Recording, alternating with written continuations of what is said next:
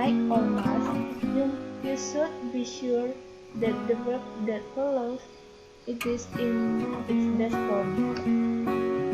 Modal seperti will, would, shall, should, can, could, may, might, or must. Setelah modal ini, kalau diikuti oleh verb, maka verbnya harus dalam bentuk best form, kata kerja dasar. Baik, kita lanjut ke exercise 3. Kita akan menyelesaikannya. Soal yang pertama, the sales clerk might lower the price. The sales clerk merupakan subjek. Lower ini sudah dalam bentuk best form, yang berarti merendahkan. Might lower, yang berarti merendahkan. Jadi di sini lower merupakan best form. Jadi nomor 1 sudah benar. Selanjutnya untuk nomor 2, the television movie will finish in a few minutes. The television movie merupakan subjek. Will yang menjadi modalnya. Will ini harus diikuti oleh kata kerja dasar atau best form tanpa ada is. Is di sini salah, seharusnya finish. The television movie will finish in a few minutes. Selanjutnya pada soal nomor 3, should everyone arrive by 8? Di sini everyone merupakan subjek.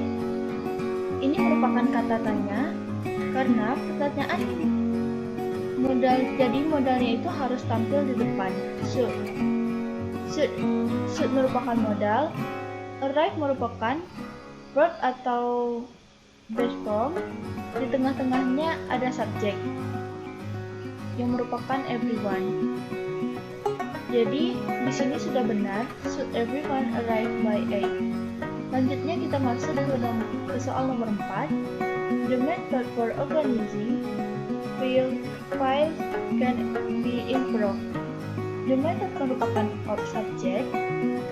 Dan selanjutnya ada modal can dan be improved, artinya bisa ditingkatkan. Ini merupakan kalimat pasif.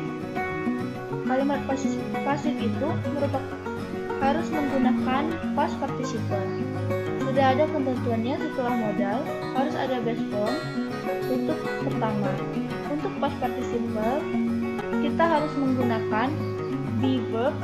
Jadi be ini merupakan best form. Jadi nomor 4 sudah benar.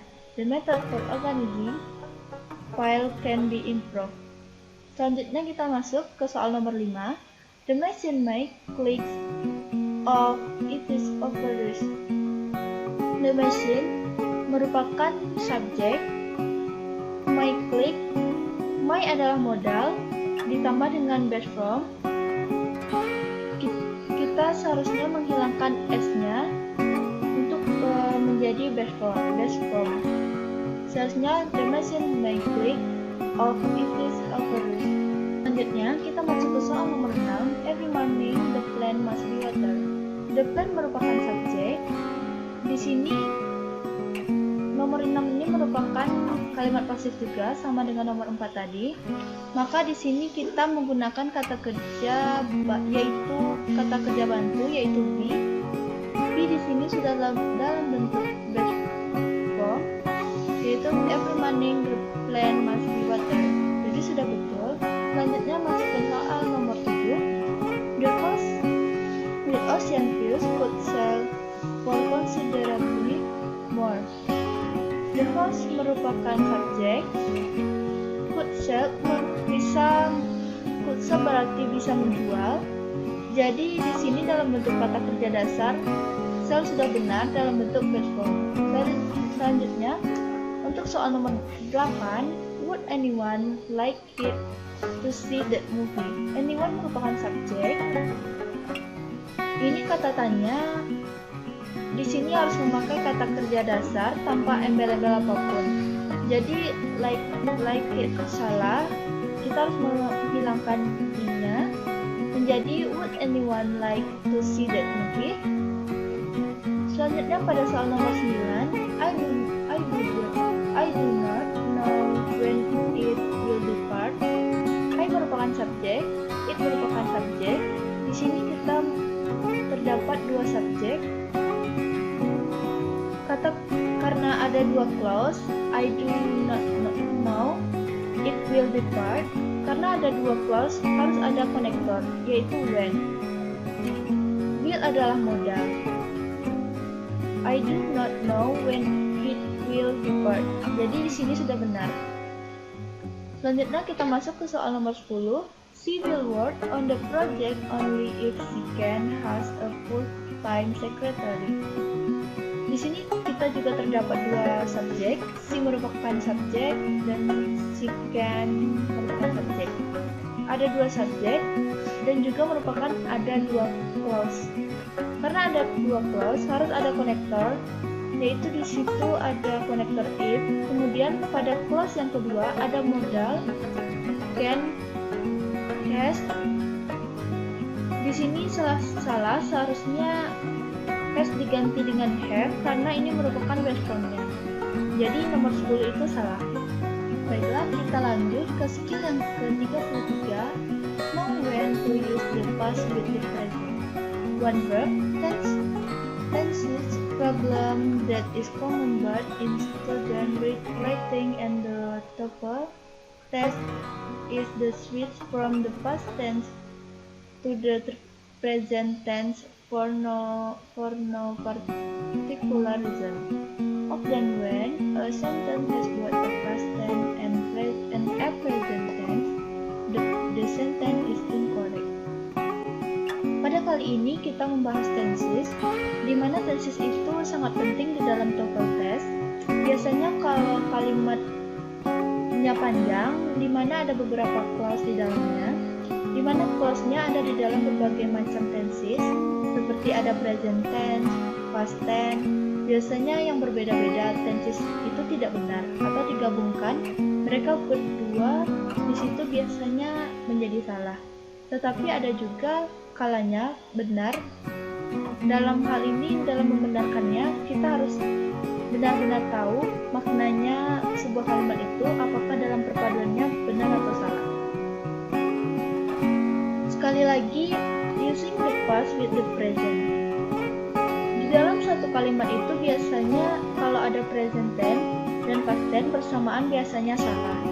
Tetapi tidak selamanya salah, ada benarnya juga. Ada keadaan-keadaan dia juga bisa benar.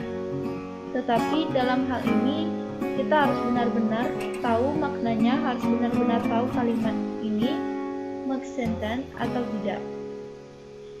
Baiklah, selanjutnya kita masuk ke dalam exercise 33. Soal yang pertama, I tell him the truth when he asks me the question. Di sini tell merupakan present dan ask merupakan past. When itu dalam bentuk past tense, jadi tell-nya harus dalam bentuk past tense juga. Jadi tell diganti dengan told akan menjadi past tense, akan menjadi benar. Jadi nomor 1 itu salah. Selanjutnya kita masuk kepada nomor 2. I understand that you were angry. Saya mengerti bahwa kamu marah. Marahnya sudah dalam bentuk past tense. Di sini present tense dan past tense disatukan dalam satu kalimat. Jadi nomor 2 itu sudah benar. Selanjutnya masuk ke soal nomor 3. When he was a child, he always goes to the circus. Was merupakan past tense, goes merupakan present. Ketika masih kecil, di sini kita membahas past tense. Berarti goes ini salah, seharusnya diganti dengan when. Jadi seharusnya when he was a child, he always went to the circus. Nomor 4. Last semester, he read 7 books and wrote 5 papers. Di sini read merupakan present dan wrote merupakan past. Last di sini sudah menunjukkan bahwa itu merupakan past tense dan sudah jelas read di sini salah. Jadi kita harus menghilangkan s-nya. Jadi last semester he read 7 books and wrote 5 papers. Soal yang kelima, Steve wake up early every morning because he went to work early. Wake up merupakan present dan when merupakan past. Every morning merupakan present. Jadi past tense di sini tidak masuk akal, seharusnya goes. Jadi kita menggantinya menjadi Steve wake up early every morning because he goes to work early. Jadi kita masuk ke soal yang nomor 6. Mark studied at the American University when he is in Washington DC. Studied merupakan past dan is merupakan present. Di sini ada kata when, yaitu bersamaan. Kalau bersamaan harus dalam kasus tensesnya yang sama. Jadi kalau sudah past tense harus kita jadikan past tense semuanya. Jadi is di sini salah, kita harus menggantinya menjadi was. Mark studied at the American University when he was in Washington DC. Nomor 7, he is telling the teacher why he did not have time to finish his homework. Is telling merupakan present dan did not have merupakan past. Di sini dia menceritakan kejadian yang sudah lewat mengenai PR-nya. Di sini dia menceritakan yang sudah lewat. Sekarang di sini kalimatnya make sense. Jadi dalam satu kalimat itu bisa jadi ada dua verb yang berbeda tetapi maknanya harus benar. Kita harus mengetahui maknanya secara benar. Jadi nomor 7 di sini sudah benar. Selanjutnya kita lanjut pada soal nomor 8. He put some money in his account when he goes to the bank. Put merupakan past, goes merupakan present. Put di sini kenapa bukan present? Kalau present seharusnya ada s-nya, di situ he puts. Ada kata when, di sini bersamaan kejadiannya. Terserah di sini kita mau jadikannya past tense atau present tense. Jadi kalau misalnya jika kita menjadikannya past tense, goes-nya harus diganti menjadi when karena goes-nya salah. He put some money in his account when he went to the bank.